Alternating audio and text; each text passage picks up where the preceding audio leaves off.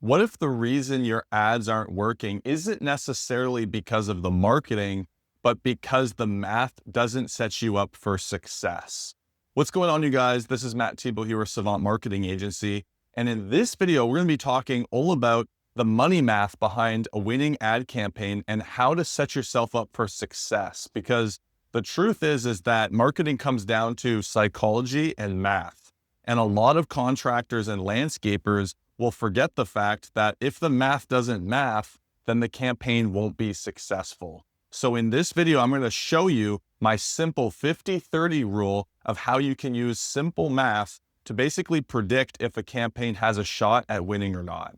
The reason that I created this video is because a little bit ago, I was chatting with a landscaper and he was frustrated in telling me that he was working with a marketing company and he just didn't see the results that he wanted to be seeing.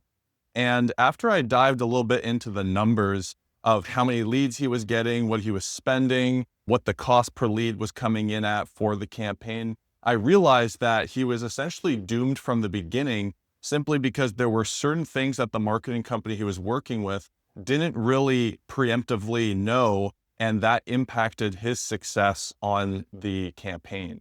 And so my goal in this video here is I want to illuminate basically how you can set yourself up for success by getting the numbers right off of the bat. So then the odds are stacked in your favor. And what we're going to do is I have several different variables here that I'm going to break down what they mean and kind of what to look for. And at the end of this video, I'm going to give you a real example of when the odds are stacked in your favor and then when they are not stacked into your favor. So that by the end of this video, you'll know exactly how to look at your own campaigns before starting one, and you'll know if this actually makes sense or not, and if the math is actually mathing.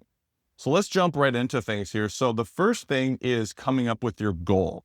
So before you do any marketing campaign, you should have a good understanding of what is our goal, right?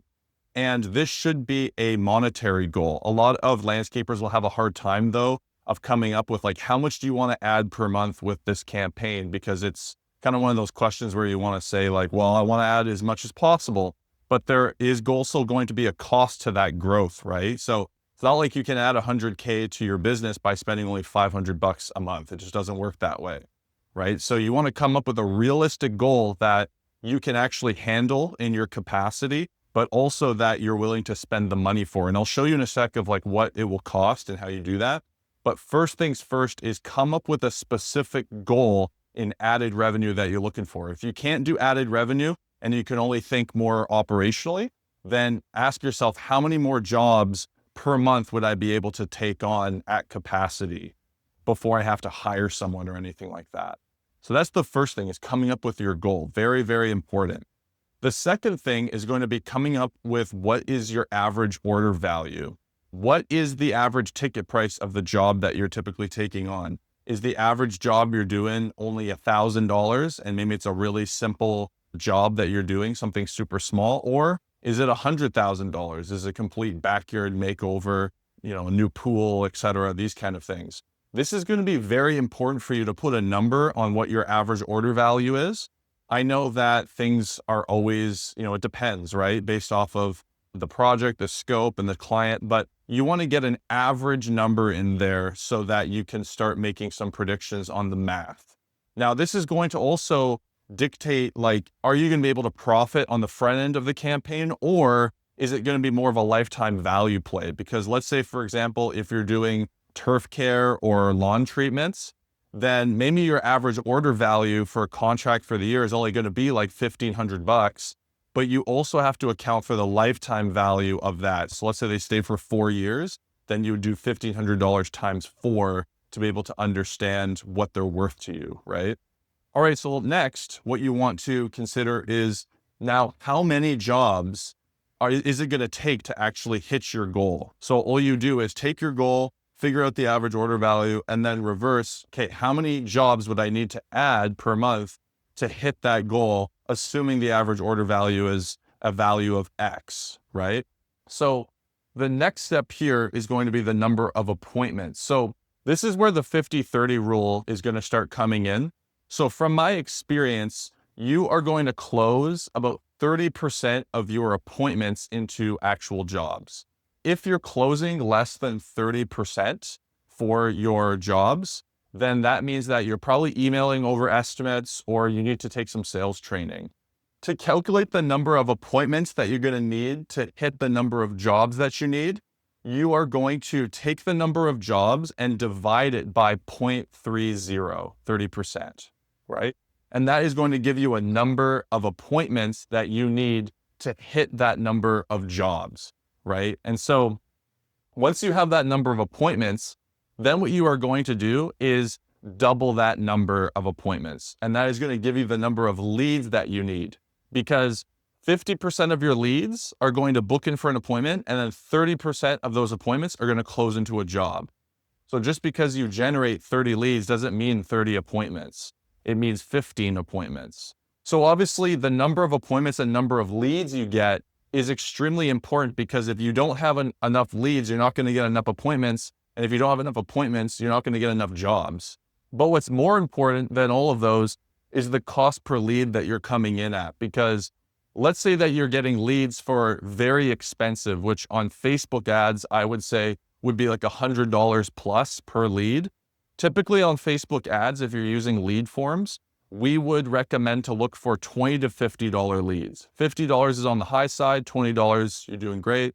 Anything below $20, that's amazing, right? We see that sometimes, but I would say generally 20 to 50 bucks. If you're coming in at $50 leads, that is going to get you XYZ amount of leads, right? So like you need the gasoline in the tank to be able to give you enough leads, to give you enough appointments, to give you enough jobs, and to make all of this happen. So sometimes you can actually shoot yourself in the foot by doing too low of a budget. And then now you're not getting enough leads and momentum to be able to actually hit your goal. So it's actually losing you money to do a lower budget when you could have made more money to just commit and do a higher budget. So let's step into giving like a real life scenario here, because I think this is really going to illustrate it for you. So let's say that your goal for a marketing campaign is to add 50K a month, right? And then let's say that your average order value is coming in at $10,000. So that would be 5 jobs that you would need to be able to hit 50K, right? Because each one is 10,000. Now, what we're going to do is we're going to take the number 5 and we're going to divide it by 0.30, right? And that is going to give us the number of appointments that we need, which in this case is about 17 appointments. Now, what we're going to do is we're going to take that 17 appointments and we're going to double it. And that is going to give us around 33 leads that we need, right? Now, for the cost per lead, I said a good cost per lead would be 20 to 50 bucks. So let's say, just for the purpose of this example, we come in on the high side to be conservative, and we come in at $50 leads, right? That would mean that to be able to make all of this math make sense, then our budget would need to be $1,650, right? Because all I'm doing is I'm taking $50 times 33 leads. So that's $1,650 a month. This is how I can make sure that the math would actually make sense. Now, this is like the absolute minimum baseline. So if your goal was something similar to this, I would recommend to add some cushion in this budget, because let's say for whatever example, that cost per lead went up, right? So let's say this cost per lead went up to $100. Well, now you're not going to hit your 5 jobs. So you're not going to hit your goal, and the campaign may or may not be profitable depending on your margins, right? So I personally always like to put a little bit of a cushion in the budget. So in this case, I would personally recommend like round it up to $2,000 just to be safe, right? And so some of the variables that are important when you're looking at this to make a successful marketing campaign are going to be the budget, the cost per lead. This is fully up to the marketing company to make sure that that cost per lead is as low as possible. But what is in your control is going to be the average order value, right? Because let's say that you start getting leads and deals, but you start dropping your prices for whatever reason. Now you're selling them for $5K and not $10,000. Now the campaign's not going to be profitable, right? All of this math is going to change. And so I really like using this system. I call it the 50-30 rule. In my opinion, it's very accurate. It's going to definitely help you out. This is the type of stuff that your marketing company should be looking at before turning on a campaign, because it's easy to just say like, oh, let's throw $1,000 and just see what happens. But you need to make sure that the math actually makes sense for your campaign so you can be successful. So I hope you guys found this video helpful. If you did, give it a thumbs up, give it a subscribe. If you have any questions, ask below. I'm happy to answer.